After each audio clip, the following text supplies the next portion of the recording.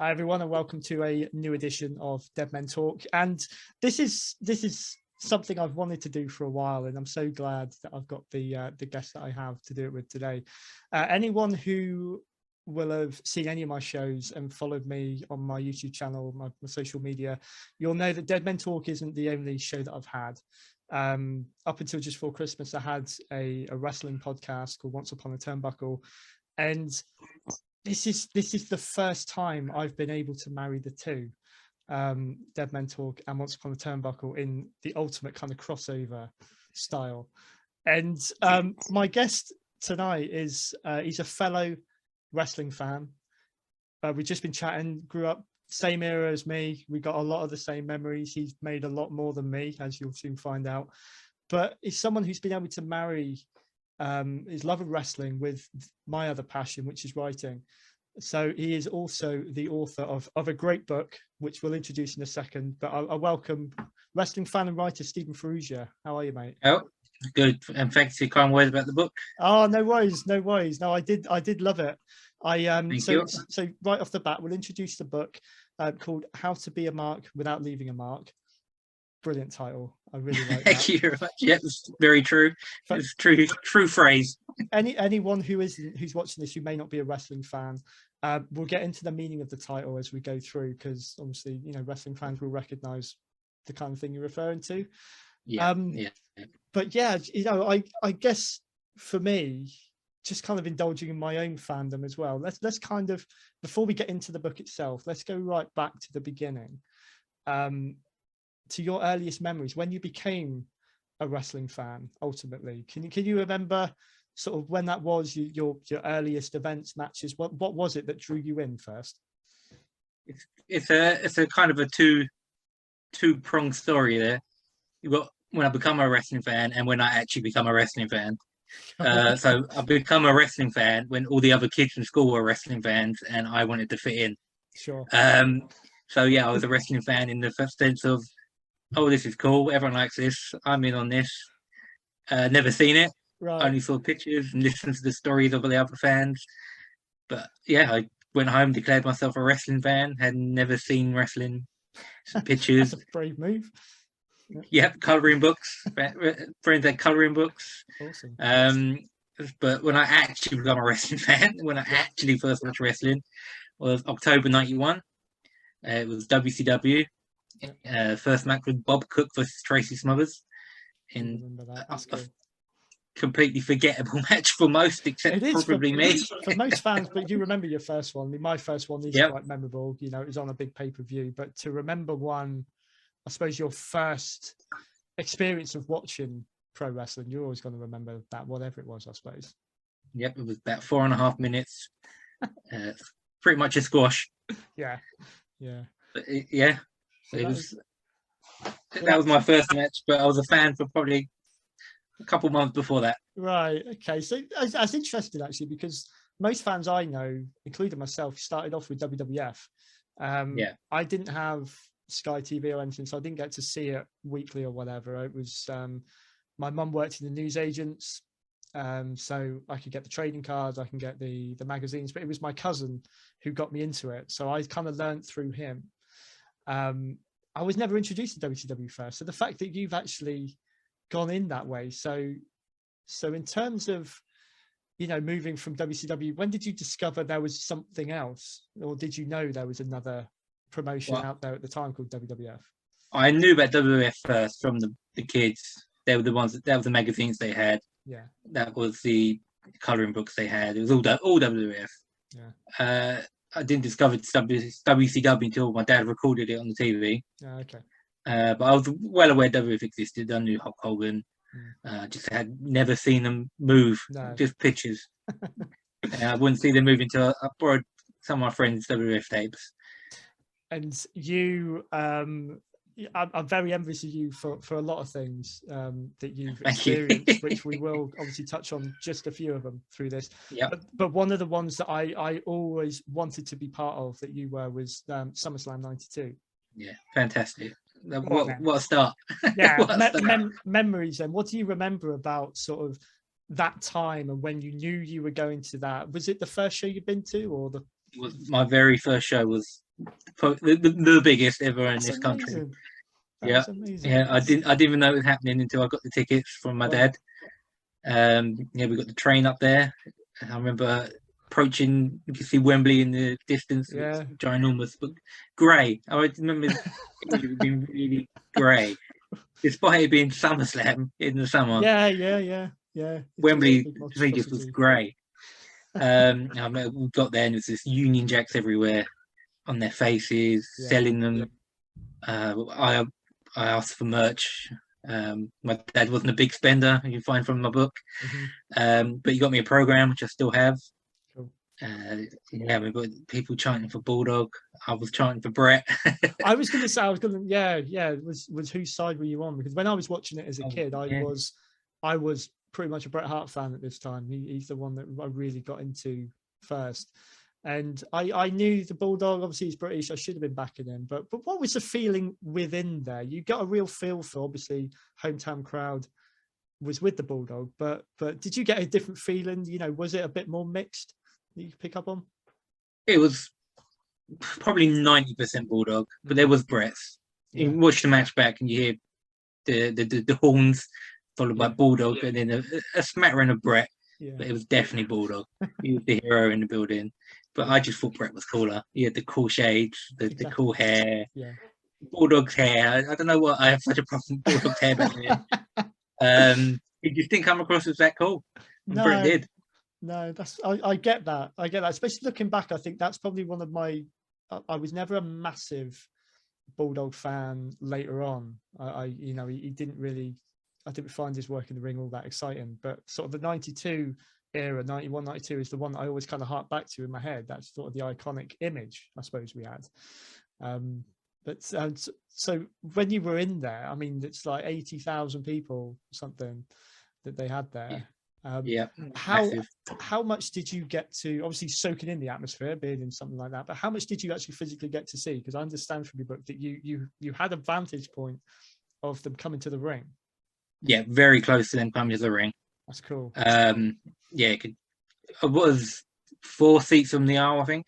Okay. I could basically feel the heat coming from the Legion of Doom's motorbikes. That's amazing. You had some of the best entrances at that night. Yeah, Undertaker on the hearse. Yeah, that's it. And Lennox Lewis with the Bulldog and with the Bulldog. Yeah, Roddy Piper was right nearby when he did the bagpipes. Of course, forgot about that. Yeah, that was close to us. Yeah, that's amazing. That's amazing. So yeah, from the ring though was a bit further. The big screen was my fan that day. Okay. Yeah, my friend. Yeah, for sure. That's one thing I guess I've always worried about going to one of these massive music concerts and sports events, and that is that if you're so far back, you do just essentially watch TV with a very large crowd around. But I wrestling's quite good in the setup. It's one area. If you're up, I was flat at SummerSlam, but most you're raised. It's fine. Yeah. I've done 4 WrestleManias and I've no complaints. So SummerSlam 92, 4 WrestleManias, 2 SummerSlams, 4 WrestleManias. You talk about ticking off a bucket list here. So and 2 Wrestle Kingdom nights. That's in Japan, isn't it? Yeah. Tokyo. I didn't massively get into the Japanese scene, but yeah, I recognise, especially reading your book as well, I recognise Wrestle Kingdom. So that's you have. Did you have a bucket list going on in the background? Always have a bucket list. Always adding to the bucket list, because you finish your bucket list. What's the point? Keep adding to your bucket list. True. Well, keep goals. What have you got either left on there that you haven't already done, or ones that you've recently added? Maybe it's been harder to add them since lockdown, since the pandemic. I don't think I've crossed much off recently. No. Probably the last one I crossed off was Wrestling Observer 5-star match. I've got a few of them in Japan. Yeah, cool. 3 of them in Japan. Yeah, Dave Meltzer, isn't it? The Observer. Yeah. So yeah. I mean, I don't always agree with his ratings, but people look at them. So if it's good enough for him, generally it's accepted largely, isn't it? That it's a decent enough match. I mean, he's starting to come off a bit. People are starting to question him a lot more now. Things change though, isn't it? And I suppose you've seen it, and this is one thing I love about your book as well, is that obviously you do tell it as you went through it. Yeah, So as I felt at the time. Yeah. Yeah, so you started off with obviously how you've we've done, how you discovered it, and then Wide-eyed optimism. wide-eyed optimism. I like it. Yeah, yeah. and, Everything was amazing. and everything is as you've grown up as a kid, and then you kind Yeah. of realize that Father Christmas isn't real and wrestling's fake. Yeah. And, and the whole Van Hammer sucks. Van Hammer sucks. You got a cool Van Hammer story in there, haven't you? Yeah. Yeah, one from when I met him, and one when my dad met him. That's right. Yeah. Do you want to divulge? I don't want to give too much away sort of through this, but any stories like that you want to share one of those, because they are quite humorous. So the one when my dad met him, he posed as a member of the press to get into the WCW press conference to announce their tour of the UK. So he got loads of photos. He was a keen photographer. So he had a nice big camera, but they bought his story. He went in as a member of the press, which also gave him free reign of the merch table. So he took a load of figures, loads of videos, trading cards. Wow. And that was Christmas sorted that year. Yeah. That's like one of my dreams, going into a store and just finding these big buckets of stuff and just help yourself kind of thing. Help yourself, yeah. Yeah. Your dad was a big sort of influence and support. He supported. Yeah. So he was a wrestling fan as well, I take it? Not at all. He wasn't? Okay. Not at all. No. He did it just for me and my brother. That's amazing. So just sort of take us through as best you can then the role he played in sort of in a sense transitioning you from watching, just being a spectator and a fan, I suppose, to then trying to get closer to these stars that you were seeing on TV, because you went to some lengths. He did, yeah. So he was, I guess he was like boys with toys. My boys have got some toys that I can go back and play. Yeah. So he was a big autograph hunter himself. He's got reams and reams of famous celebrity Hollywood stars dating back to the 30s. He had loads of them. So he was quite keen for us to get in on the autograph hunting. Right. So he took us to SummerSlam '92 was the first one. Then there were 2 more WCW shows, and then from there we didn't attend any shows. We just went to the hotel after. We followed the coach back from the venue to the hotel, and I met so many stars. Just rattle some names off, because it is a bit of a who's who. Because WCW back then, especially when you were following them around, I mean, they had a roster to be envious of, I would have said. In ring wise, the ones that stick out are always Brian Pillman and Rick Rude. Yeah, because they died so young, so many years ago. Brian Pillman in '97 and Rick Rude in '99. So not many wrestling fans these days can say they've met them. No, and what was what you can remember anyway when you first started to approach these guys that you've been watching on TV? How did you feel? What do you remember? Anything that you were able to say, or was it kind of just like starstruck? Somewhat starstruck, but after a while it became normal behavior that we would just go and meet the wrestlers, watch my TV, and then I go meet them. The only one that the couple that intimidated me was Yokozuna. Okay. Because of his pure size, he's 500, 600 pounds. So I was scared off that one. Undertaker was another one actually that was quite intimidating. He was all in black. He was quiet and walking through the hotel. And Owen Hart came in full character, angry, didn't want to look at anyone. But then you read afterwards, he's such a sweetheart. It's hilarious. As a little boy, I knew wrestling wasn't real on the day I got into it, but he worked me that day. Yeah. He tricked me into thinking he was not a nice fella. But that's what he would have been doing that for the fans. This is what I've heard about him as well, is that he would have stayed in character to keep you believing, because if you saw Owen for what he was, you wouldn't boo him, would you? I doubt. No. Yeah, the family man that he really was. Yeah. That's it. Did you have any that were somewhat difficult when you approached them and tried to meet them, or any sort of real bad experiences? I don't think when I was a child, not towards me. There was Lex Luger. He didn't want to know anyone. He pushed past, went straight to the elevator, was banging on the buttons, to get away from the fans. And then there was little old 6, 7-year-old me, made my way to the front with my Lex Luger 8x10. Can I have your autograph? He looked away, turned back and signed it. But if I was 16, that wouldn't have happened. He would have banged that elevator until it came. But yeah, because I was a little kid, he signed it. So it's good in the way that he still respected that. He kind of knew his audience. What sort of era was that then? Was that sort of his? I would say it was 94. 94. Yeah. Okay. Cool. So we'll bounce around a little bit. We'll touch on more of the things that you've experienced now. And what I want to kind of bring in now is one of the reasons why we're here is your book. Yeah. So at what point along your journey did you start to have thoughts that you wanted to either just start writing this thing down, or that you envisaged it, that you had something to tell here? When did the early ideas of the book come about? I know I started writing it around about June 2019. I think the ideas came just before that, maybe around my fourth WrestleMania, maybe the third WrestleMania, because somehow I managed to gather quite a lot of good stories from that experience.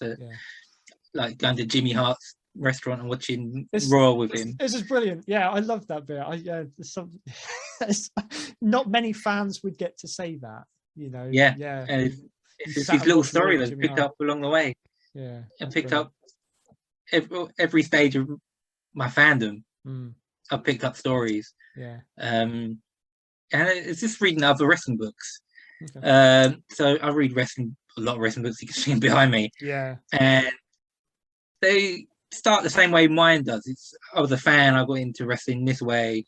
I watched Mid-South. I watched this territory, watched that territory. And then at one point, their book skewers off and they start training. They meet someone who gets them into training. Yeah. And their story goes that way. And I kind of thought, can you keep the story on that path of being the fan and keep it interesting?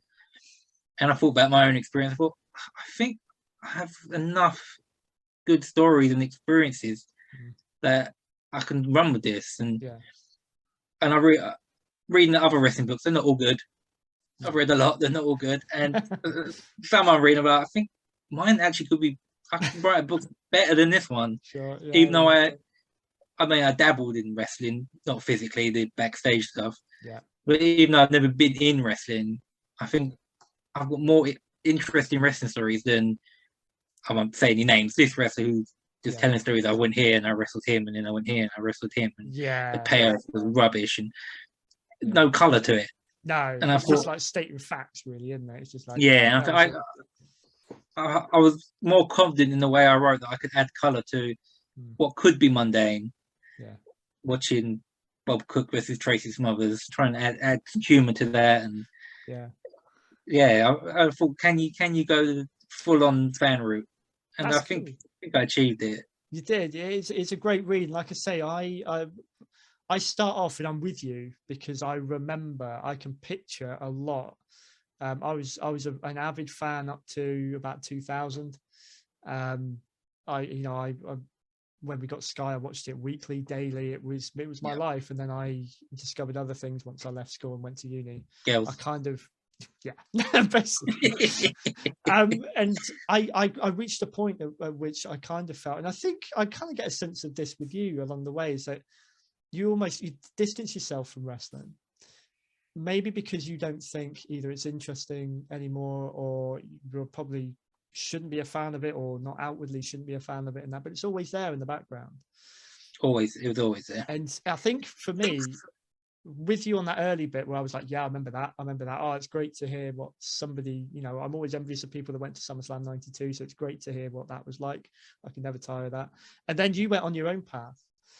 So, you almost left me behind, because my fandom went to a certain point, but you then went way past it. So I was still compelled enough to read it and find out what happened to you and find out more about what that journey was like.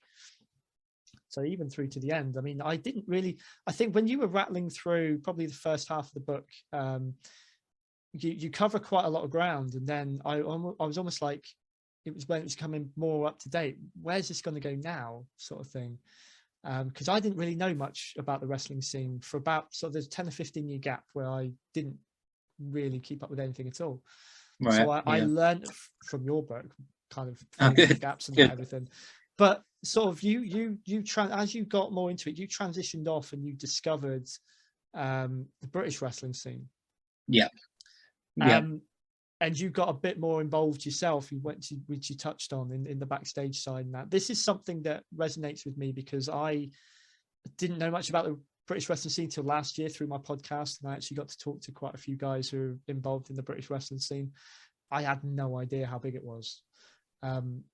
So focusing on this bit for a second, the British, you sort of got hooked in by the American wrestling circuit for a number of years. Then you discover what's going on in Britain. How did you come? What was your first experiences with it, and then the dynamics between the two? What sort of drew you in and kept you in with the British scene that you really wanted to be involved in it? So my first experience with British wrestling was a Big Daddy annual. I think it's Big Daddy annual 1983. It's somewhere behind me still. Somewhere buried in there. So yeah, I discovered names like Mike Marino, Giant Haystacks, Chris Adams, and I don't know, I kind of thought it went away. It just didn't exist anymore. I thought it was the Americans now. I thought the British wrestlers were like Jedi, gone, extinct. Yeah. They're all gone. All the ones who carried on went to America. William Regal, British Bulldog, Dynamite Kid, Adrian Street, and there was nothing here. And it's around 99. UWA came onto British TV. It was atrocious. But I was 99. I was still willing to absorb all wrestling I could find. Yeah. Everything. There was no filtering. I just wanted wrestling. Yeah. So I watched it and I've become fans of Johnny Storm, Jody Fleisch, Alex Shane, Doug Williams, Kerry Cabrera, Stevie Knight. And then from there, I was wanting to go to live British wrestling. I didn't really know how to go about it. And then there was an advert for a show not too far from my house. Featured Yokozuna and, well, advertised as Fatu. It was not head-shrinking Fatu. That was my first experience of the shady side of British wrestling. Yeah. Because whilst British wrestling didn't go away, it had digressed majorly.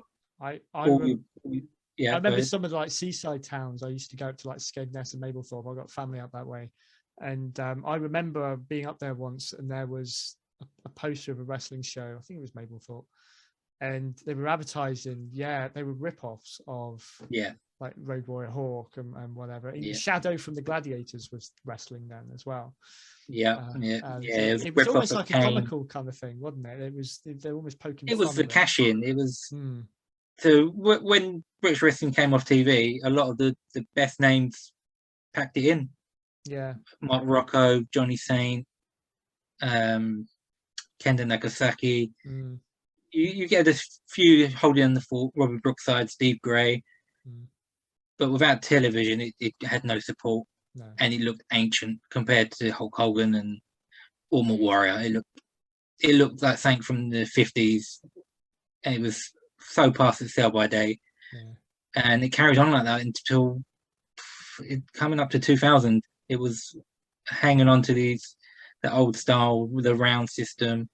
And those who weren't doing that, it was all trickery. It was he's the Undertaker, and it's not. It's some guy from Bristol dressed as the Undertaker, and there's Kane, there's Spider-Man, and Power Rangers.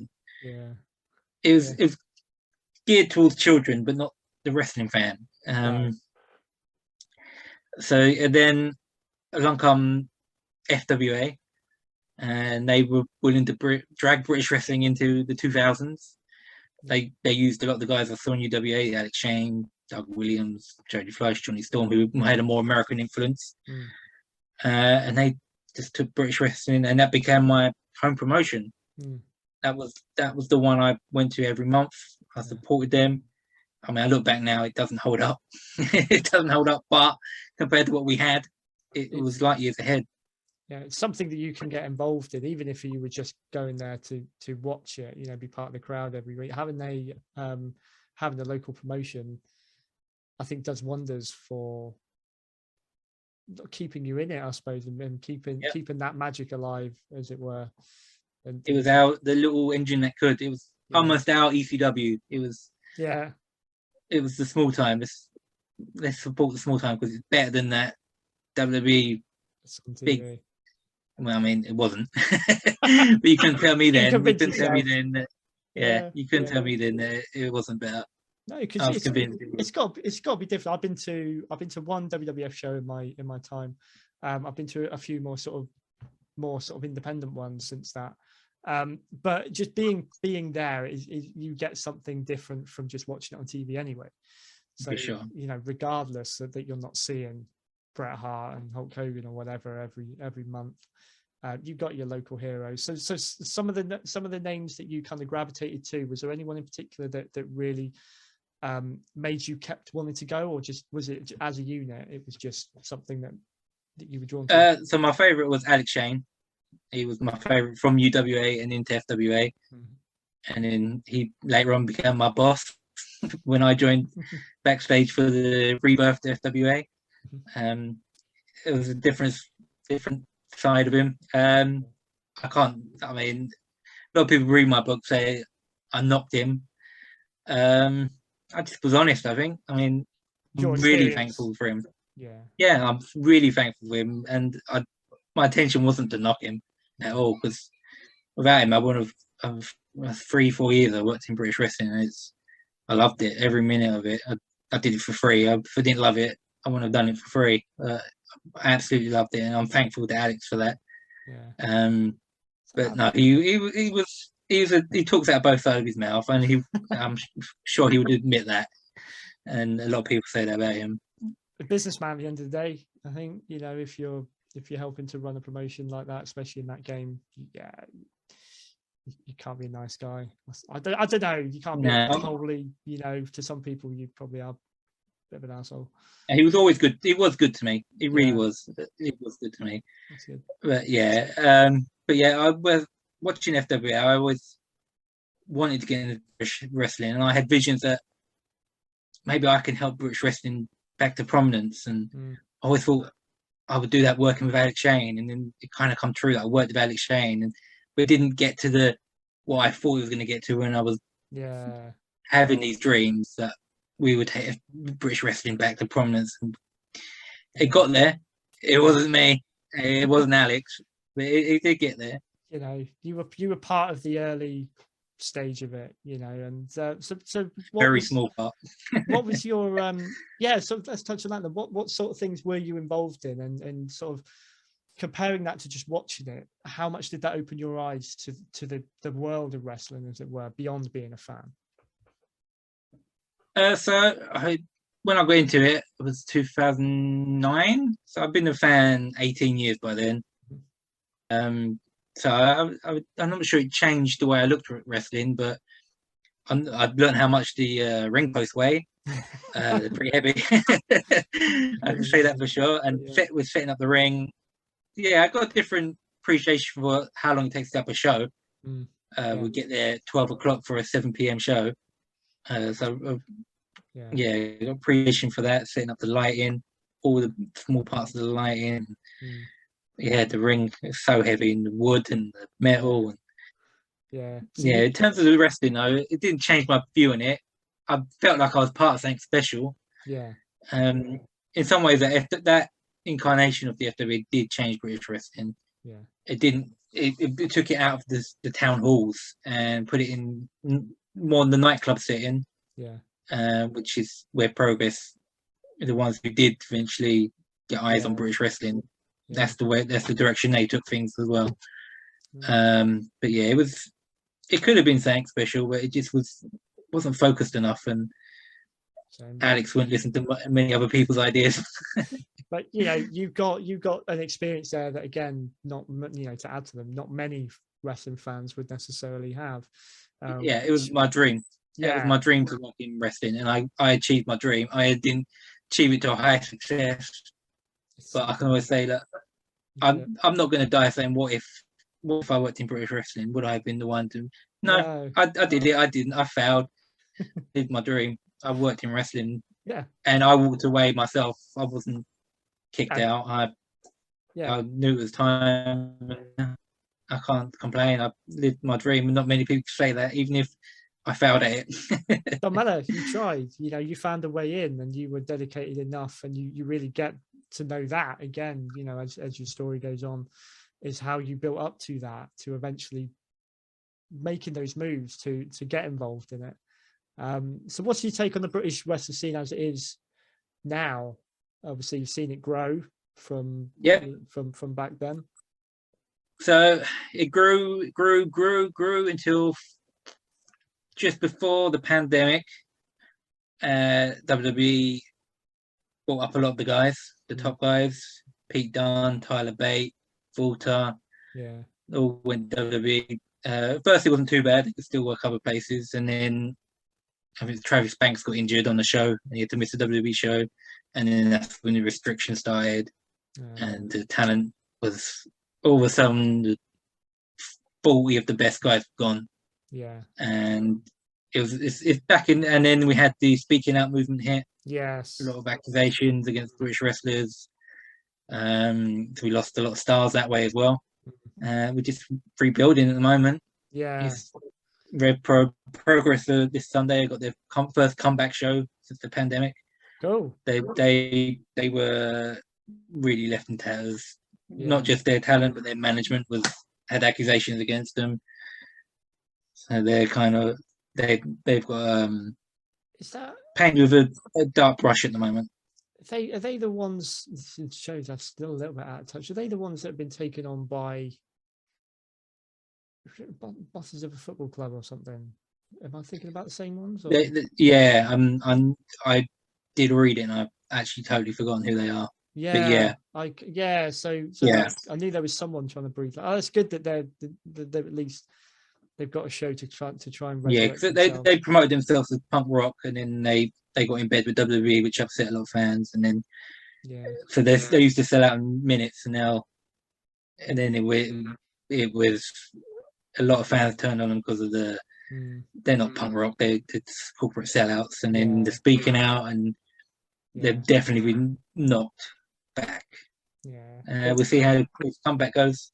I mean, what I've picked up over sort of the last 6 months or so, speaking to guys from a few promotions I sort of managed to get in with, there's been an explosion of promotions popping up all over the place, especially in Wales. So there's a lot of competition, which even if it's healthy local competition, it's driving the scene in the right direction. Have you got any other sort of local ones to you, other than the ones that you mentioned that you are on your radar at the moment?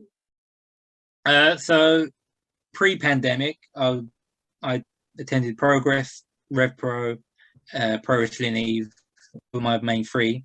Pro Wrestling Eve, all female promotion. But since the pandemic, I've had Welcome Twins. Oh wow! So it's a lot harder. Yeah, it's a lot harder for me to get out to shows now. I can sympathise. I got twins as well. They're a bit older, but have you? Mine are 9 months. Oh wow! Yeah, mine are nearly 8 years now. So I feel your pain. I remember those. Yeah, days. It gets easier, does it? Sorry. Does it get easier? Yeah, it does in a way. Yeah, you kind of get a bit more sleep. But then you get to this stage, you get attitude, and you get it in stereo. So that's the only thing. But yeah, it's lovely. It is lovely. Oh, that's another epic journey you're about to go on then. Yep. Another book for a whole other time. Yeah, absolutely. Inspiration there. Two more minds to mold, really. Yes. Well, yeah. I hope so. It'd be nice. So yeah, I've kind of taken a big step back on attending live shows because it's just still hard at the moment if I want to go, or me and my wife want to go. Yeah, sure. We've got babysitters, or you feel guilty leaving your wife with 2 babies. It's still tough. Yeah. So at the moment, I'm just sticking to Rev Pro at the moment, but I am planning on attending the Progress Cool. come back. Cool. And hopefully get Eve back into the rotation soon. But yeah, they're the London Three basically. Cool. You got enough, and I mean, they're recognisable. They're big names as well in the British scene. Even if I haven't really dabbled much in them, I know who they are. So sport for choice, really. Yeah, and they're quality. They put on good quality shows. That's good. Yeah, there's no fake Undertaker powering. I think we've God knows what else. I remember one of my earliest WCW, was it Worldwide? They used to have on ITV on a Saturday afternoon. I think it was Worldwide. Arachnoman. Yep. I think you may have mentioned him in your book as well. And I was like, yes, I remember him. Yeah, I think it was Brad Armstrong under a mask. That's it. This is a really, really bad Spider-Man. And, they got the cease and desist pretty quickly, and that gimmick had to go.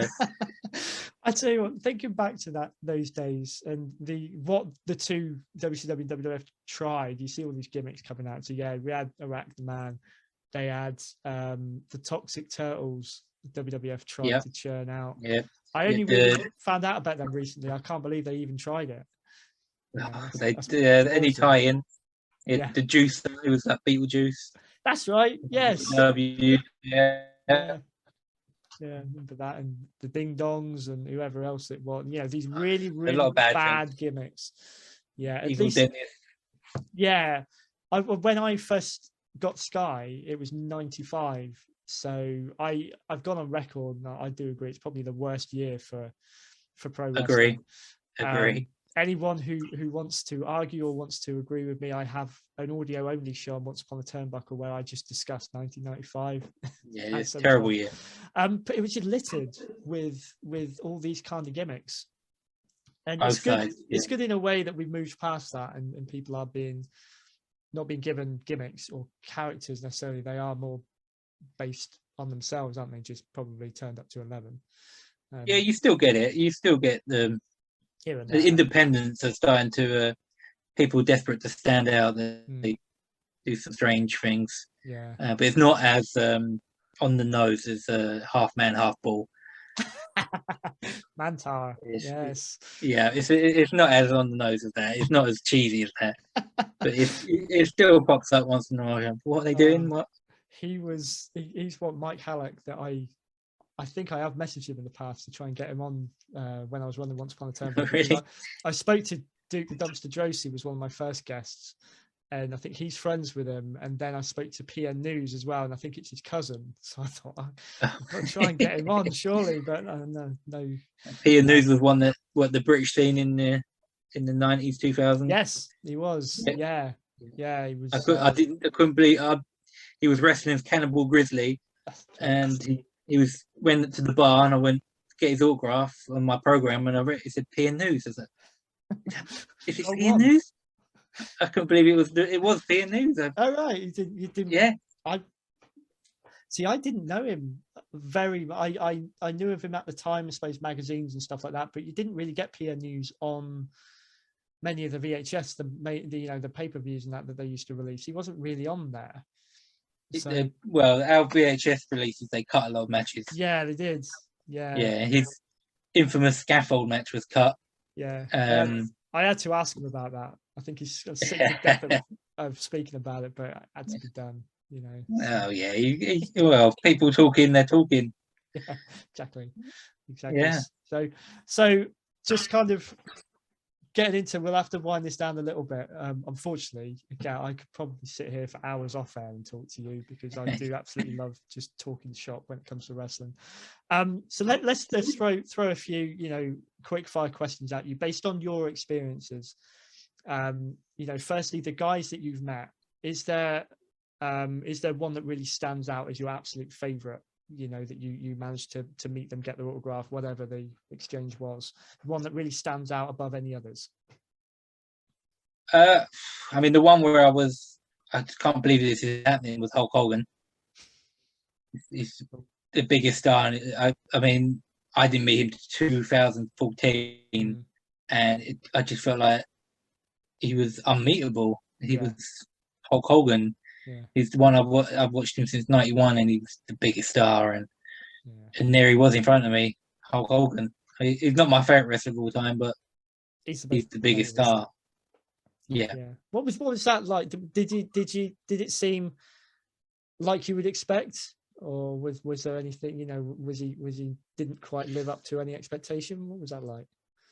I'd say the opposite. It was WrestleMania Access, big queue. I thought he'd be sign go, but no, he moved the table out of the way. He did Access. They sit down behind the table, and everyone you lean over the table for it. He moved the table out of the way. He said, "No, I want to stand to meet all the fans. I'm going to stand and meet them."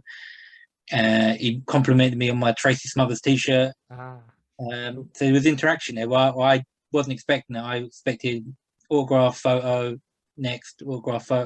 He was more interaction there than I thought it was going to be. Yeah, for sure. That's cool. At least you hear varying stories of him. I think you're hearing now. It's whichever ones you believe. So that's good to know. He blocked me on Twitter. So if you are watching this, please don't. We just put you over. Exactly. Unblock me. He misconstrued I put an April Fool's post out last year saying I was having him on the show, and I tagged him and everything. And he just responded on there saying, I don't know anything about this. And then before I could snapshot it, he blocked me, so I couldn't see my own post. So there you go. My Hulk Hogan story. So are there any others that you are still on a bucket list, or ones that you wish you had the opportunity to meet? So I'll do one that's alive and one that I wish I could have met, who passed away. So the one who's alive is Arn Anderson. Yeah. He's the last member of the Dangerous Alliance I've not met. Of course, yeah. I've met all the others, Medusa and Paulie Dangerously included, but not Arn. He's my favourite wrestler I've never met. I consider him my second favourite wrestler of all time. I've never met him. Okay. So that's the one that's alive. I would say passed away, maybe Dusty Rhodes. Okay. Yeah. I would love to have met Dusty. He would have been a talker. Yeah, full of charisma. Yeah, I met both his sons though. So I was going to say, you've got a really interesting pick for your sort of favorite wrestler growing up. That's actually one that I grew up with, but I didn't know anyone who cited him as a favorite actually, which was Dustin Rhodes. Dustin Rhodes, yeah. Yeah, just quickly, your choices for that, your reasons for that. What was it? It changes over the years. I go into my book, like, to begin with, he was a young, good-looking guy, full of fire. He was cool. I was like, I like this guy. Yeah. And then, without knowing it, he became Goldust. I didn't realize they were one and the same. And it was just after my dad died, and I was kind of not fitting in, looking for something different. And he was really different. He was bizarre. Yeah. And then later on, I thought, oh my God, it's the same guy. And then he's always been there. From '91, I started watching. He's still there. He's still wrestling on TV now. Yeah. And then he lived in the shadow of his dad, which I kind of related to. That everyone, oh yeah, but he's not Dusty. He's not Dusty. And he's done all these things to try and escape the shadow. He became Goldust in the hope to escape his dad's shadow, and I relate to that. And he's always been there. That guy's always been there. Always top of my list. I've named my son after him. Brilliant. I like it. Yeah. Son is called Rhodes. That's lovely. Yeah. Yeah. That's amazing. So it's amazing that he is still doing it. I honestly thought back along, you didn't think if you left WWE you didn't really have much life left in your wrestling career, surely, but obviously AEW is doing wonders for him, and he's still kind of hanging on to that whole Goldust sort of look. I mean, he's had that for most of his career now, hasn't he? In some way. Yeah, he's still working the face paint, but he's also got him on the other side. I like it. Example here. So he's half Dustin and he's half a mysterious character. It's cool, isn't it? So it draws in his whole career, really. Yeah. He's Dustin, but he's also Goldust. Going back to the natural days, you know, I wouldn't have imagined, a bit like you really, when Goldust came on the scene. I think I read about it in Powerslam magazine. So again, Goldust had debuted. I'd probably seen him for about a month, and then Powerslam mentioned that it was him. I was like, no, can't be. Unbelievable. But then all of a sudden the dust bit made sense. I was like, okay, maybe they named him that because of his name, sort of thing. And he was so different to Dustin Rhodes, but he was brilliant in that role as well. Yeah. No, fair. I loved that. You know, I thought that was commendable rather than, you know, picking out the stereotypical kind of heroes. You had one that really had, the reason for it. You know, that's brilliant. Yeah. So, Okay, wrestling moments that you've witnessed, you've been part of.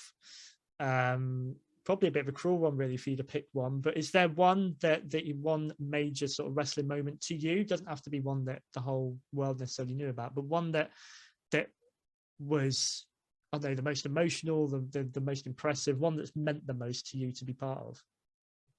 I would say, SummerSlam 92 is huge, but I'd probably put that second. Okay. For me, it was the end of the Undertaker streak. Wow. Yeah. It was unbelievable. Like you don't get many matches as historic as that, really. No. He was undefeated for 21 years. 21, yeah. And he lost, and 80,000 people just went silent. I was going to say, what was that moment like? Because you get it, you watch it on film with the commentators and stuff, but what was it like there at that moment? It was mass confusion. I've been in situations of mass panic. Yeah. This was mass confusion. It was quiet. Everyone was trying to make sense of what they were seeing. That was never going to happen. Undertaker was never going to lose his streak. Everyone's quiet. And I'm looking around. I'm thinking, what happened? Where's the get out? Is that the wrong referee? Did Paul Heyman interfere? They're going to... And then you hear the bell, and then they announced it. And I just heard a person go, holy fuck, Brock won. And then everyone's like, it sunk in, like, oh my God, we've just seen take a streak end. I don't know. I don't know if you can get another match that big, because there was nothing more prestigious in wrestling than the Undertaker streak. That's true. There's no belt, nothing. And I was there the night it ended. That's pretty special. Why they wanted to follow it up a few years later with him lose again to Roman. I mean, well, you've already done one. Do you need to really? Maybe that should have been the only one. Roman. He wanted to help get Roman over, push him into the top guy. But when he beat him at Mania, it didn't mean as much. No, it didn't. He'd already been beaten. Yeah. No, that's the problem, isn't it? I mean, I've never been a massive fan of Brock necessarily. I think he's a bit like Cena now. He drops in when it suits him and picks a belt and has it, and Yeah, I'm up and down on Brock. Brock wants to go. He's fantastic. But most of the time, he just wants to go in there, throw a few suplexes, 6 or 7 F5s with kickouts, and go home. Yeah, but when he's on, he's really good. Yeah.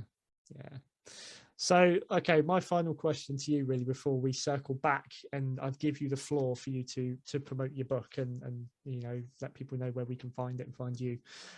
You've got a hell of a collection. I can see a glimpse of it behind you. I'm pretty sure that is not it. You've got, God knows what. I mean, reading your book, you've got autographs from pretty much everyone. Have you got one item out of your wrestling collection which is like your favorite, or the most important one? So, I've got quite a lot of stuff. I think if I had to save an item, it'd be the autograph collection. But if I had to pick a particular autograph, I always go back to the Rick Rude one. Okay. Because it's so hard to get. He died so long ago, and but if in the case of I'm going to destroy everything in your house, well, you can save something. It'd be my autographs, because this, I lose this, I'll get another one. Yeah. But I met Hulk Hogan, I met Rick Rude. They're more than things. That's the memories. That's the souvenir of those memories. Yeah. So the best thing I've got is the memories, and that's that's the souvenir of the memories. And I'll save my book.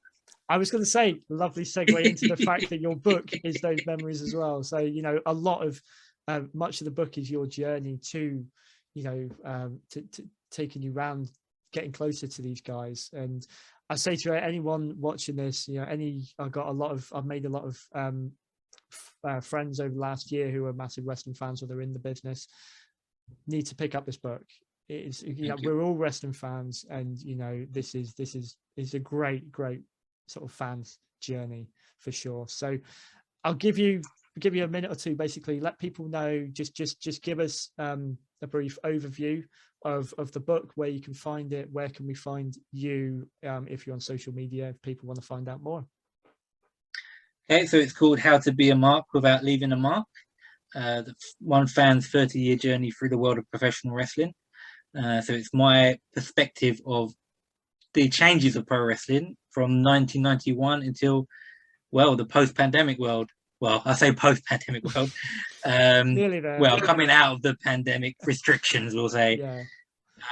So it tells the journey of a child and his experience of wrestling, discovering this wonderful thing, to a teenager who become more cynical about it all, to an adult who had to come to terms with a wrestler's death, made him really question what he watches, to coming to terms with that and supporting his local product, and the worries that it wouldn't survive a pandemic, and it's surviving, coming out and being hope. And it tells that journey through wrestling, going to wrestling in 4 different countries, WrestleManias, Summerslams, Wrestle Kingdoms, the crazy world of Japan, and the wrestling there, exploding barbed wire matches. Didn't even touch on that, did we? Oh, no. That's a story. How I obtained over 600 autographs. It's just the story of wrestling and how it's changed. I was hoping that I made wrestling the main character, and it guided me rather than I was the main character. Although it's personal, I don't talk about my job and all the other things about me. Wrestling is the guiding force in this story, and where that has taken me. So it's a journey of a fan, written by a fan, for the fans. Hopefully it's relatable stuff in there. It is. Yeah, I mean, I can say that, even though I've only, let's say, experienced part of this journey. It's great to hear what these things were like from another fan's point of view. Like you say, you hear it, you read a book, say Hulk Hogan's book, Shawn Michaels' book, whatever. You're with them as a fan for so long, and then they break out into the uncharted territory of actually being involved in it and becoming a massive star. We can't relate to that. No. Can relate to you, what you've done, because we've all wanted to do stuff like that. We've all wanted to have a collection and be able to meet these guys. So no, it's a brilliant book. Thank you very much. Thank you. All the best with it. Hope it does really well. I hope there might be another one out there. If you ever get the urge to write another one, hit me up. We'll get 30 more years. Absolutely. There we go. Where's it going to be in 30 years? Where do you reckon? There you go. That's a question. Yeah. Well, God, that's impossible. It is a bit. Hopefully, we have as many companies doing as well as they can. I don't want to go back to days of just one. No. We had a long time with just one big company and lots of little ones. Hopefully many wrestlers are getting full-time jobs if they can, living their dreams. The fans the streaming world now is crazy. Yeah. Who could have predicted that? The WWE network is a sensational invention. Well, you go back.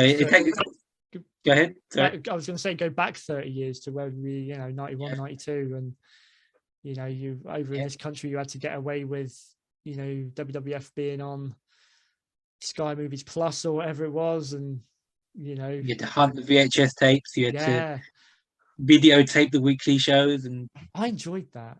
If something's lost, but God, I would have loved the network as a kid. Absolutely, yeah. You kind of, you don't appreciate it really, do you? You kind of miss the almost like the rush of finding something for the first time. I love it. Yeah, yeah. But I love finding the videotapes. It's just at your fingertips. No, that's the problem. But, Yeah, it's easier, but is it as fun? I don't know.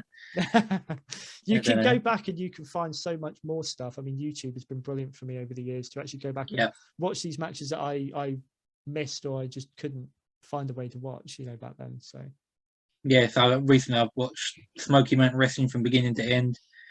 That's on YouTube. WWE Network, I watched Mid Atlantic Wrestling from 1985 to 1989, week by week. That's cool. Yeah, and that was impossible before. So, and I'm discovering talent that I didn't know existed and how good they were.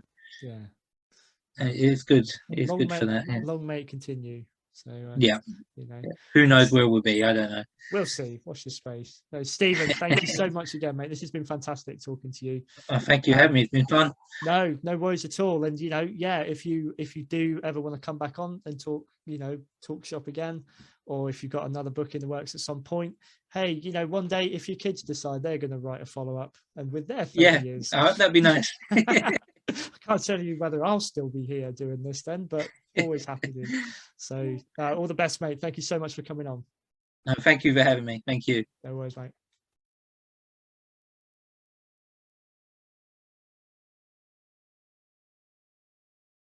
If you enjoyed this episode, please take a moment to like, share, and hit the subscribe button. Also follow us on Facebook and Instagram to keep updated about all future shows.